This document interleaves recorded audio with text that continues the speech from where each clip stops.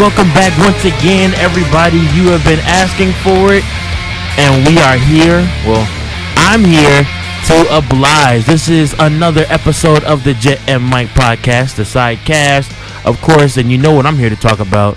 I'm here to talk about wrestling, one of my favorite things in the whole wide world. And you know, today, I think today's gonna be a good show. I'm very, very, very pleased to say that I really don't have anything much bad to say about what's been going on in WWE right now. I'm actually very, very pleased, and I didn't think I was going to be. I'm actually very, very pleased with how everything is going down after the draft.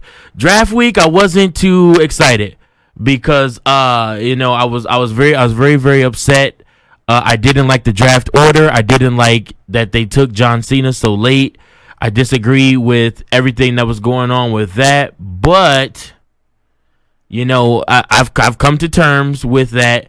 And, you know, what's even crazier is that I actually agree and really like the direction that they're going with a lot of these characters and giving them new pretty much giving them new direction, you know, and which way to go. And I mean, I'm super excited to see where they're headed and the things that they're getting ready to do. So, first and foremost, my first thoughts will go to Monday Night Raw. I liked everything from the set. Thank God they brought back the red ropes. Oh my God, Monday Night Raw looks like Monday Night Raw again. No more white ropes.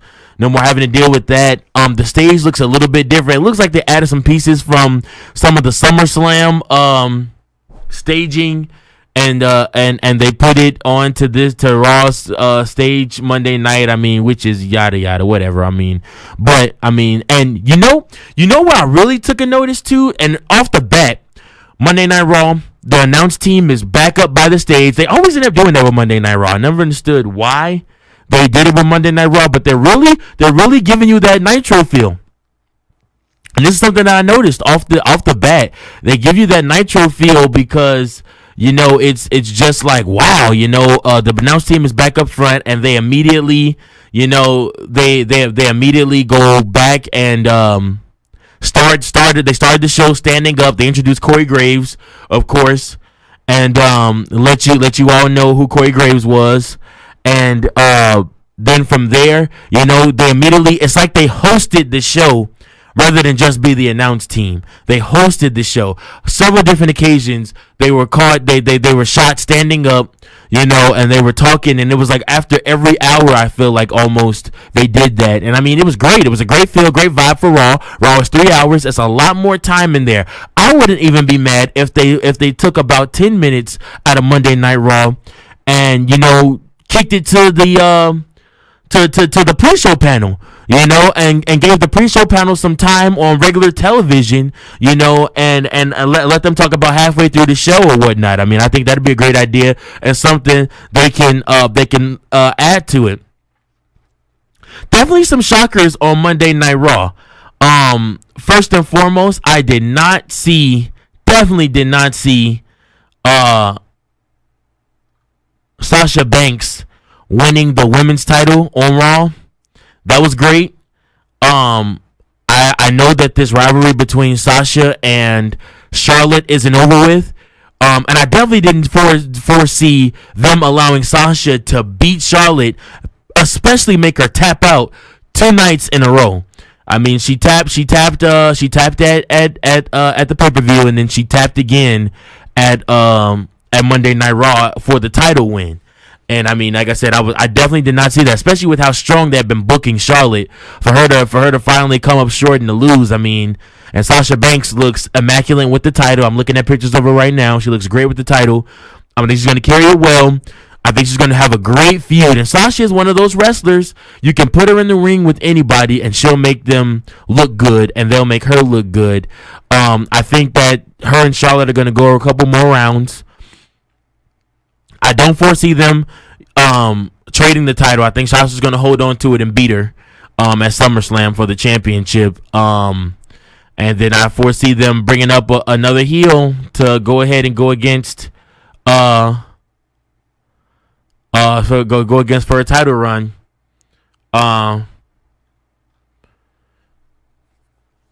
They kicked off the show. They kicked off Monday Night Raw with a fatal 4-way. And then they had another fatal 4-way. And the winners of those two fatal 4-ways would face off in the main event. And it of course ended up being Finn Balor versus Roman Reigns. That was the huge shocker. I did not see Finn Balor beating Roman Reigns. Him and Seth Rollins are going to tear it up at SummerSlam for the WWE Universal Championship, which will be Raw's main title now. And you know, it's so funny. I forgot who I was telling. I was telling somebody. I was like, for years, I mean, because I've been a wrestling fan for a long time. For years, I used to make cutout little play titles of my own made out of paper, and they would be like these big, huge, articulate things. At least I thought at the time. And I would always make one the Universal title, because I'm like, what can be bigger than just the WWE Championship or the World Championship? And I was always like, the Universal title, and you have like all the planets drew on it, and you know all this stuff, you know. And I'm curious to see what the Universal title is going to look like. I'm curious to see as we crown a new Universal Champion in a few weeks at SummerSlam. I'm curious to see what the title was going to look like. They may even give us a preview. Also, the cruiserweights are coming back to Raw. I'm interested to see what they're going to do with the cruiserweights. I mean, there's still so much left in the air, so it's almost like you don't want to miss a week of Raw. But the same could be said for SmackDown, because I mean, SmackDown show, while it was shorter and a lot more to the point, which is why you didn't get that host feel, because with SmackDown, and I foresee them in the future probably making SmackDown 3 hours. Give it another year or so, SmackDown will be 3 hours. SmackDown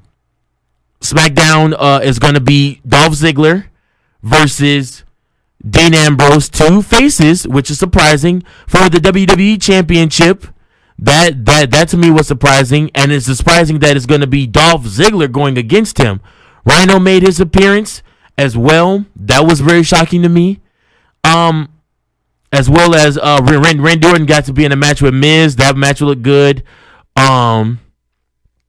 SmackDown is a lot more fast paced than Raw. They really take their time on Raw, and they're able to give their wrestlers more time to shine on the camera, where SmackDown, those matches are usually going to be about 10 to 15 minutes, if that. Just because they're only a 2-hour show. When they expand to 3 hours, which I foresee again happening in the near future to the next year, or maybe when they sign their new contract, when WWE signs their new TV contract, I foresee SmackDown going to 3 hours as well, just because, you know, there's so many wrestlers now, and you got to realize they're pulling guys from NXT. They're still getting people from overseas as well. And then, like I said, they have this Cruiserweight Open going on. You can't tell me they're not going to sign about 5 or 6 of those guys to come wrestle. As well as, you know, they've got some vets coming back. The biggest vet they have coming back right now that I'm super excited about, and he's coming to SmackDown, my man Shelton Benjamin. Ain't no stopping me, no. No, seriously, sorry guys, but no, seriously, I'm super excited that Shelton Benjamin is coming back.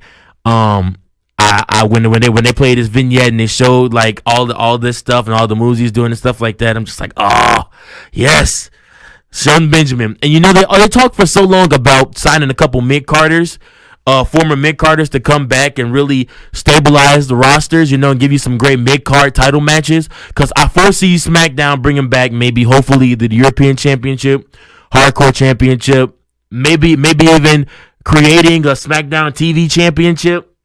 Who knows? I mean, but I definitely think that, because Raw has a lot of titles right now, and SmackDown has virtually two. They have Intercontinental, and they have the WWE title. Whereas Raw has the Universal title, they have the women's title, they have the tag team titles, and they have the United States Championship. So 4 titles to 2.